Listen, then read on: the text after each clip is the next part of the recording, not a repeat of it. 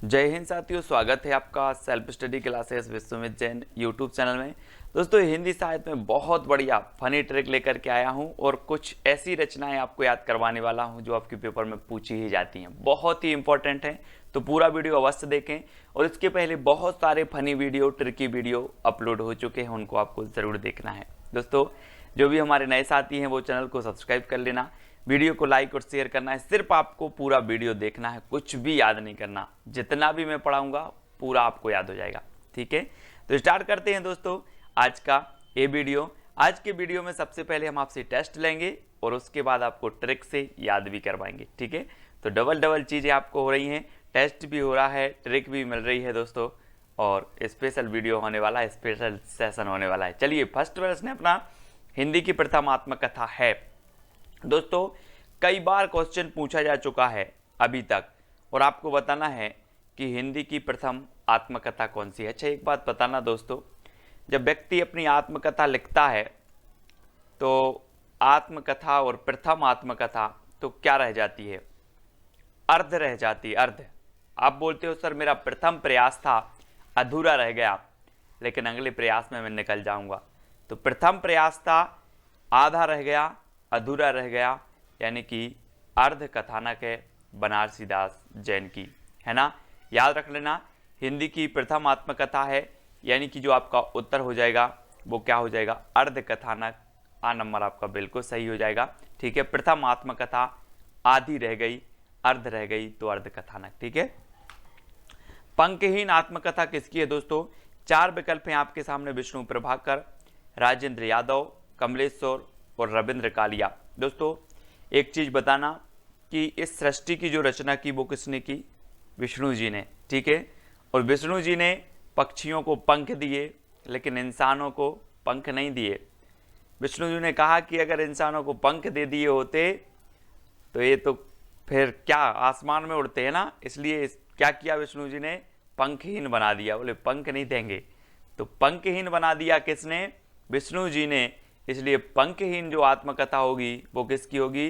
विष्णु प्रभाकर। विष्णु प्रभाकर, यानी कि जो आपका विकल्प नंबर आ है वो क्या हो जाएगा? बिल्कुल सही हो जाएगा। अब कभी पूछा जाएगा बोले पंखहीन, हाँ कहीं बोले इंसानों को पंखहीन बना दिया विष्णु जी ने, है ना। सृष्टि के रचयिता हैं, तो आ नंबर आपका बिल्कुल सही हो जाएगा। अगला बताना है, बूंद बावड़ी किसकी आत्मकथा है दोस्तों? बूंद बूंद बावड़ी, है ना। जब आप किसी चीज़ के लिए आपकी लगन होती है, किसी चीज़ के लिए आपकी धुन होती है, तो आपकी बूंद बूंद बावड़ी हो जाती है। ऐसा ही दोस्तों, किसी का नाम है पद्मा, है ना, और पद्मा के बारे में सच है कि पद्मा सच में बावड़ी है।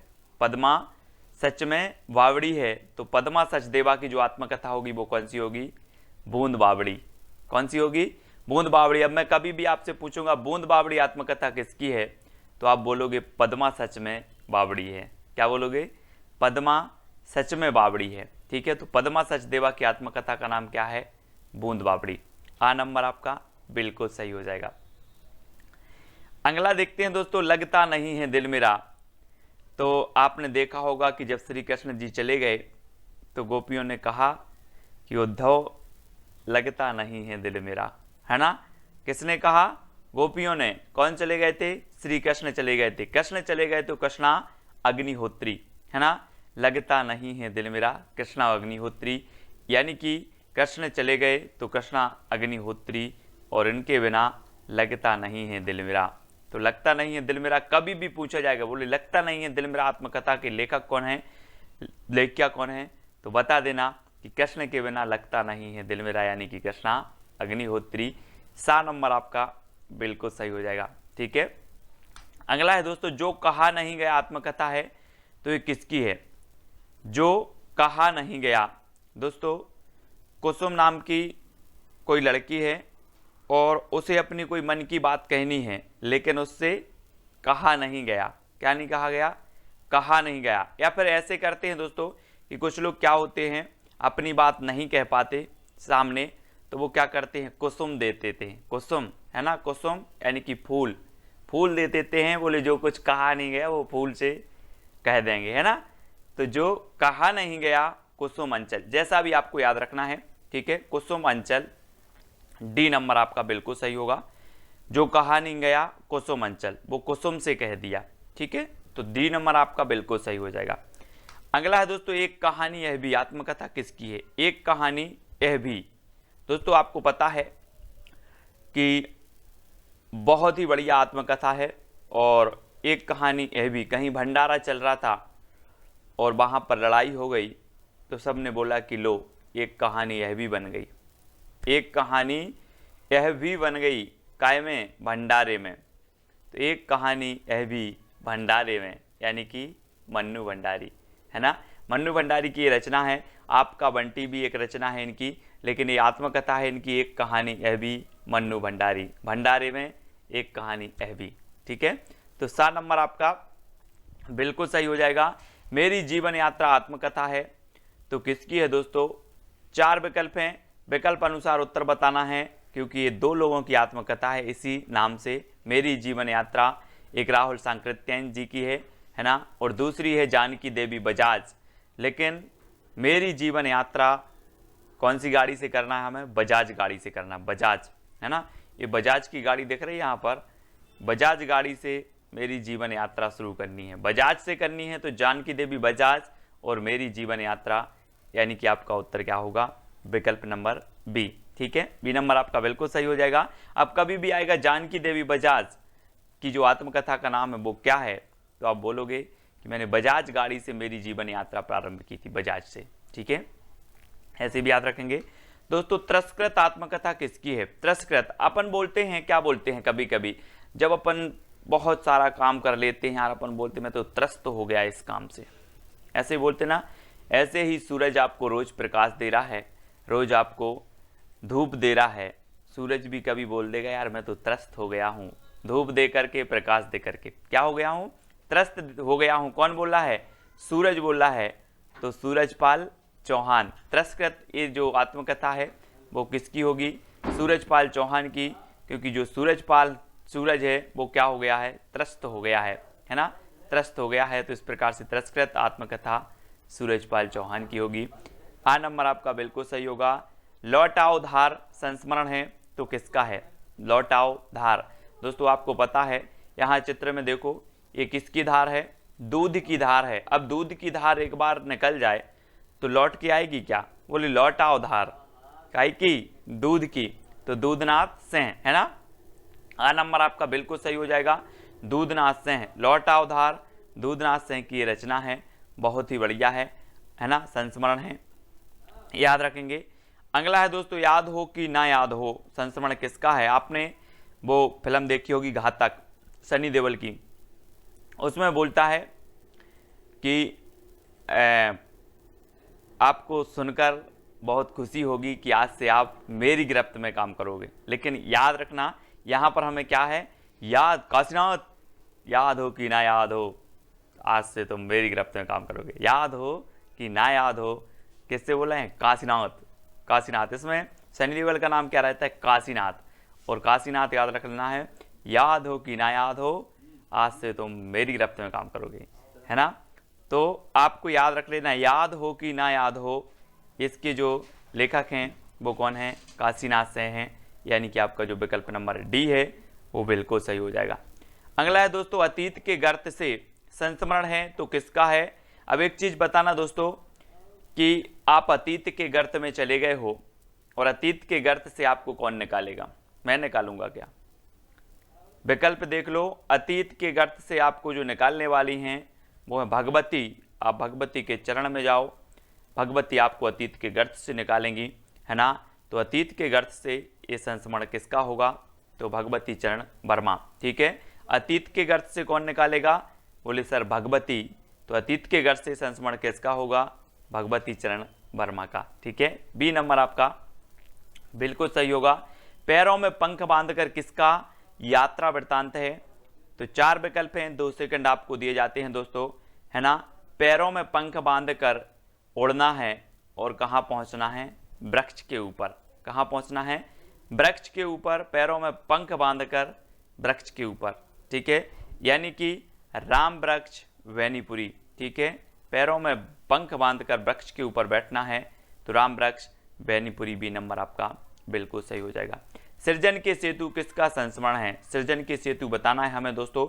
और आपको पता होगा दोस्तों कि इस सृष्टि का सृजन किया विष्णु जी ने, तो सृजन के सेतु भी कौन होंगे? कौन होंगे? विष्णु प्रभाकर, है ना, याद रख लेना। विष्णु प्रभाकर और पंखहीन इनकी आत्मकथा है। सृजन के सेतु इनका संस्मरण है विष्णु प्रभाकर जी का, ठीक है। तो सृजन के सेतु कौन है? विष्णु, यानी कि विष्णु प्रभाकर, ठीक है। तो सा नंबर आपका बिल्कुल सही होगा। रेखाएं बोल उठी, दोस्तों आप बोलते हैं लकीरों पर विश्वास करते हैं हाथ के लोग, बोले रेखाएं बोल उठी, क्या बोल उठी? सत्य बोल उठी। रेखाएं बोल उठी, सत्य बोल उठी, तो सत्य से आपका क्या बनेगा? देवेंद्र सत्यार्थी। रेखाएं सत्य बोल उठी, तो देवेंद्र सत्यार्थी इनकी रचनाकार होंगे, रेखाएं बोल उठी, ठीक है। आ नंबर आपका बिल्कुल सही हो जाएगा, है ना। रेखाएं सत्य बोल उठी, तो देवेंद्र सत्यार्थी। अगला देखो, दोहरा अभिशाप आत्मकथा के रचनाकार कौन है? दोस्तों 4 विकल्प हैं, 2 सेकंड है, बहुत अच्छी ट्रिक मैं आपको बता रहा हूं। आपने रामायण देखी होगी दोस्तों, और रामायण में आपने देखा होगा कौशल्या माता को दोहरा अभिशाप मिला। एक तो राम का वनवास, दूसरा दशरथ जी का निधन। दोहरा अभिशाप उनको मिला, किसे मिला? कौशल्या जी को। तो दोहरा अभिशाप किसे मिला? आपसे पूछूंगा कि दोहरा अभिशाप ये आत्मकथा किसकी है, तो आप बोलोगे सर रामायण में दोहरा अभिशाप मिला था कौशल्या जी को, तो कौशल्या वैसंतरी, है ना। दोहरा अभिशाप आत्मकथा है कौशल्या वैसंतरी साहब की। ये तो सिर्फ माध्यम है दोस्तों कि जो हमें ज्ञात चीज़ है हम उससे इस अज्ञात चीज़ को याद कर रहे हैं, ठीक है। हमें ज्ञात था रामायण में कौशल्या जी, है ना, इस प्रकार से हमने उनको रिलेट करके ये चीज़ याद कर ली, ठीक है। तो दोहरा अभिशाप आत्मकथा किसकी है?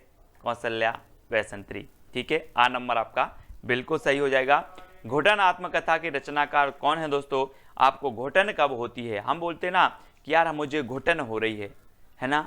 कोई किसी कोई जब रहते हैं, बहुत सारे लोग ऐसे रहते हैं जिनको राम और शंकर उनके इष्ट देवता होते हैं, और राम और शंकर के जब तक वो दर्शन ना करें तब तक उन्हें क्या होती है? घुटन होती है ना। हम और आप सभी लोग ऐसे ही हैं, और जब राम और शंकर के दर्शन ना हो तो क्या होने लगती है?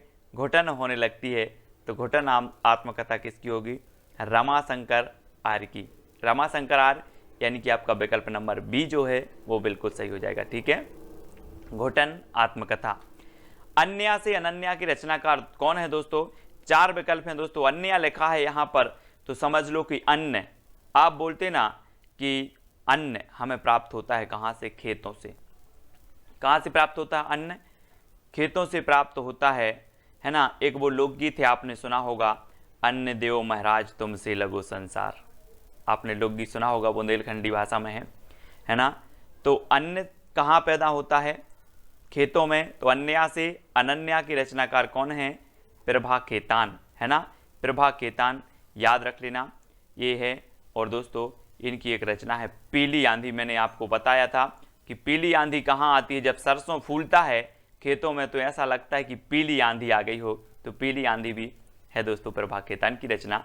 लेकिन अन्या से अनन्या ये आत्मकथा है प्रभा खेतान जी की, याद रखेंगे, बहुत ही बढ़िया है।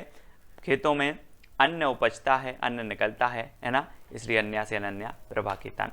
मेरे 7 जन्म, मेरे 7 जन्म दोस्तों सभी लोग चाहते हैं कि मेरा एक जन्म ही नहीं, मेरे 7 जन्म हंस हंस के कट जाएं। कैसे कट जाएं? हंस हंस के कट जाएं। तो मेरे 7 जन्म के रचनाकार कौन होंगे? हंसराज रहवार, यानी कि आपका विकल्प नंबर जो आ है वो बिल्कुल सही हो जाएगा। हंसराज रहवार, मेरे 7 जन्म हंस हंस के कट जाएं। वो आपने गाना सुना होगा, 7वें जन्म में तेरे साथ रहूंगा, यार सुना है ना सभी लोगों ने, दिल वाले फिल्म का। तो मेरे 7 जन्म कैसे कट जाएं? हंस हंस के कट जाएं, यानी कि दोस्तों आ नंबर आपका बिल्कुल सही होगा। मैंने मांडू नहीं देखा आत्मकथा है, तो किसकी है? मैंने मांडू नहीं देखा आत्मकथा के रचनाकार कौन है? स्वदेश दीपक, रमाशंकर आर्य, कमलेश्वर, भीष्म साहिनी। तो दोस्तों एक चीज बताना, मांडू कहाँ है? विदेश में कि स्वदेश में? कहाँ है मांडू? और दोस्तों मांडू है कहाँ पर? स्वदेश में। तो मैंने मांडू नहीं देखा, ये आत्मकथा किसकी होगी? किसकी होगी? स्वदेश में है, तो स्वदेश दीपक, यानी कि जो आपका आ नंबर है वो बिल्कुल सही हो जाएगा, स्वदेश दीपक, ठीक है। आ नंबर। मांडू कहाँ है? स्वदेश में, तो स्वदेश दीपक। आ नंबर है गालिब छूटी शराब के रचनाकार कौन है दोस्तों, है ना, जिसने शराब छोड़ दी हो और वो बोले कि मैं शराब छोड़ दी है तो लोग उस पर नज़र रखने लिए लगते हैं। एक बार क्या हुआ है, ऐसे गालिब छूटी शराब और छोड़ दी शराब, लेकिन वो शराब लेके आ रहे थे, बोले का लिया, का लिया, बोले शराब लिया, तो गालिब छूटी नहीं शराब, गालिब छूटी नहीं शराब, बोला गालिब छूटी नहीं शराब, है ना, का लिया शराब लिया। ठीक है, तो ऐसे याद रखेंगे, गालिब छूटी नहीं शराब, ये रविंद्र कालिया जी की है। आ नंबर आपका बिल्कुल सही हो जाएगा। ठीक है, इसमें से दोस्तों बहुत सारी ट्रिक हमने देखी, बहुत सारी चीजें याद करने का प्रयास किया अलग अलग प्रकार से। आपको कौन सी ट्रिक सबसे अच्छी लगी कमेंट के माध्यम से आपको बताना है। और दोस्तों एक चैलेंज प्रश्न है आपका कि अपनी खबर किसकी आत्मकथा है, ये आपको बताना है कमेंट के माध्यम से। हर वो बंदा बताएगा जिसने वीडियो देखा है। ठीक है, अपनी खबर किसकी आत्मकथा है, बहुत सारी रचनाएं आत्मकथाएं संस्मरण याद किए हमने। वीडियो कैसा लगा कमेंट के माध्यम से सभी लोग बताएंगे, वीडियो को शेयर करेंगे और साथ ही दोस्तों अपनी खबर किसकी आत्मकथा है वो आपको कमेंट में लिखना है ना। और बाकी ये 4 ऑप्शन हैं, इनकी अगर आपको आत्मकथा रचना कितना आप इनके बारे में जानते हो, 4 विकल्प में से आपको चारों विकल्प के जवाब देना है। इनके बारे में क्या क्या जानते हो, कोई खास रचना है, कोई अच्छी चीज़ है, वो आप बताएंगे। ठीक है, तो याद रख लेना, कल हमने याद किया था दोस्तों कि जो है बालकृष्ण भट्ट की जो एक इन्होंने संपादन किया था पत्र का हिंदी प्रदीप, उसको हमने याद कर दिया था कि प्रदीप के बाल भट्टा से भरत गए। क्या किया था, प्रदीप के बाल भट्टा से भरत गए, तो हिंदी प्रदीप से हिंदी प्रदीप और बाल से बालकृष्ण भट्ट, है ना, ऐसे याद कर लिया था दोस्तों। तो इसी प्रकार से जुड़े रहें, वीडियो को लाइक करें, शेयर करें, बहुत सारी ऐसी ट्रिक आएंगी हिंदी साहित्य की, हर एक चीज़ आपको याद हो जाएगी। बने रहें, ये 18वां वीडियो था दोस्तों, और इसके पहले 17 वीडियो ऐसे ही और बहुत अच्छी अच्छी फनी ट्रिक से मैंने आपको याद करवाए हैं। ठीक है, जो भी साथी अभी तक व्हाट्सएप ग्रुप से नहीं जुड़े हैं वो 9098609291 609291 इस पर SMS करें और उनको तुरंत व्हाट्सएप ग्रुप की लिंक मिलेगी। साथ ही टेलीग्राम ग्रुप से भी आपको जुड़ना है, वीडियो को लाइक करके शेयर अवश्य करना है दोस्तों। आज के वीडियो के लिए बस इतना ही। जय हिंद।